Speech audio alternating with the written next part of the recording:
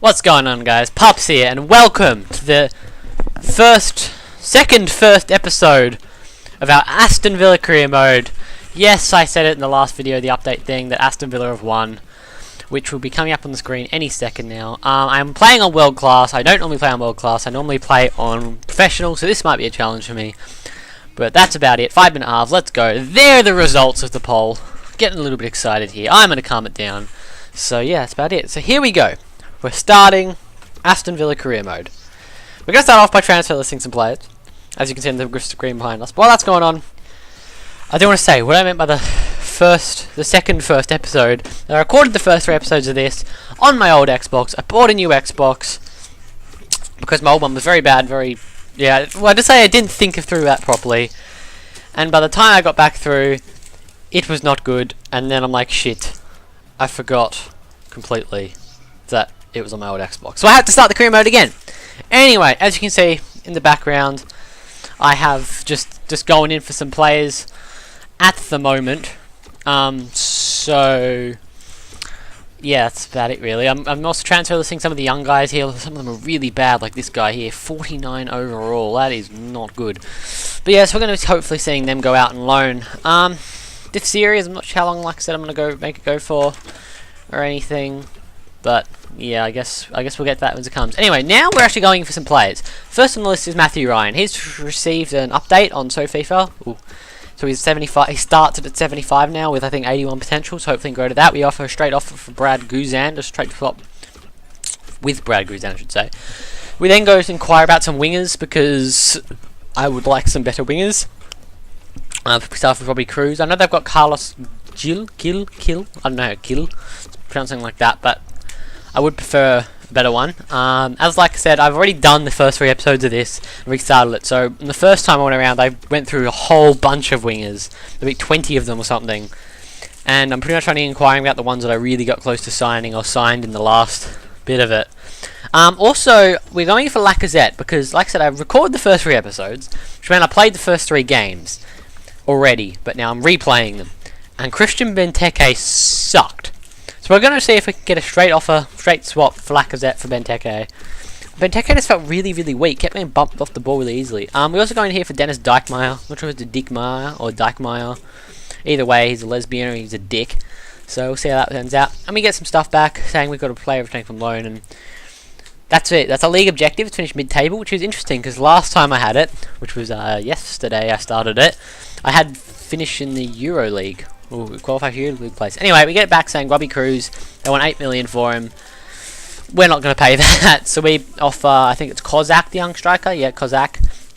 And I think we end up doing 500k or 750k. 750k. Let's see what they say to that. Moving on here, we see that they want 12.5 million for Kishner, who's something I really wanted to target. I got in the other one, and I really wanted him. I offered Darren Bent, is it, in the end? Or is it a Bonghor? It is. Bent plus 4.5 million for Kishner. See what they say to that. And we also put in a bid of a Bonghor plus something for Werner. And Acuna plus some money for Dennis Dijkmeyer. Getting a bit ahead of myself here, sorry. But, yeah. So we're going to see how those transfer deals happen and stuff. I will try and get these 3 episodes. You might see this during this week. This week would be... I'm recording this on the 8th of the 2nd. Sorry about the background noise there. I just figured it out in game. But yeah, this recorded on the 8th of the 2nd. So hopefully this is coming up within this week, maybe Monday or Tuesday, and I'll try and space the episodes out, get 3 out this week. At this stage, I'm still not sure if I want to do 3 episodes a week or 5. 3 sounds like a good number to me, because I'm quite lazy. But yeah, hopefully I'll record this and upload this very soon. We also go in here for James Wilson in the background. Now, see, I saw on SoFIFA as well that he has an upgraded potential to 85. So I was like, yeah, see if we can get him in. And we also see here that Club Brugge, I think that's how you pronounce it, have accepted the deal for Matthew Ryan. So we can go ahead and offer him a contract here, which is very nice. And we also see that Ron Vlaar has accepted just his contract. We also see here that Olympique Lyonnais want 9.5 million, I think it is, plus Benteke for Lacazette. We offer 1 million, because that would be like a whole budget otherwise. And we also see here that Stuttgart, Hamburg, and Bayer Leverkusen all don't like the offers we put in for Robbie Cruz, Dennis Dijkmeyer, and Timo Werner. So we go ahead and just up the bill a bit here. A bit more money, cash more involved. And we'll see how that turns out. So hopefully it turns out nicely. But yes, today's episode is only going to be transfer stuff, as you can see in the background, and one simulated preseason friendly game. The rest, but the next episode, I will have one game, and the episode after that, which would all be coming out this week, we'll have 2 games. Like I said, I've recorded the first 3 episodes, now I just need to go through and edit them all and stuff like I'm doing now. We'll see that Manchester United aren't happy with the loan offer to buy for James Wilson, which is a bit annoying. We also see that Matthew Ryan accepts his contract, so our first signing is coming in here with Matthew Ryan. And I'm scrunching a bottle up in the background of this bloody thing I left my live recording on. That's very frustrating. I apologise if you can hear this. Yeah. We also renew a deal for James Wilson of 1.5, and we also go in for Fabian Schär here, I believe. I'm actually at James Wilson for £750,000 on a pre-contract, not pre-contract. A loan offer to buy at the end of it, and the pre-one before this. But this time they didn't want any of it, so that was a bit annoying. We put in a bid for Fabian Schär. I think it's 1.5 plus Kieran Clark. To say about that, because Fabian Schär is a really nice player. Stuttgart still don't like our deal for Timo Werner, and they don't want to let go of Dennis Dijkmeyer. That's how I'm going to say it. So we put in a deal of 500 grand plus Hutton. See what they say. They accepted like a 1.5 million deal plus Bakuna in the other one, and I was a little bit annoyed that I couldn't get him this time around. But it is what it is. We then put in, I think it's a 2.325 or 2.25 million plus a Bonglehor deal for Timo Werner. See what they say about that. And we put in another deal for Kishner because I never got the email, but apparently they rejected it. So I just offered the same thing again to see why they rejected it and see how much they wanted. And yeah, we also here have an offer for Christian Benteke of 18.5 million from Arsenal. We decided to counter offer with 35.5 million. Hopefully we can get a deal for Lacazette with him anyway, but if not, I was going to go for Diabala or Lacazette with the money from him. And we also see that Manchester United still don't want to loan out James Wilson with a sum to buy him at the end of it. So we offer a straight 750 grand and see what they say to that. We also see more unacceptables for Robbie Cruz and Lacazette.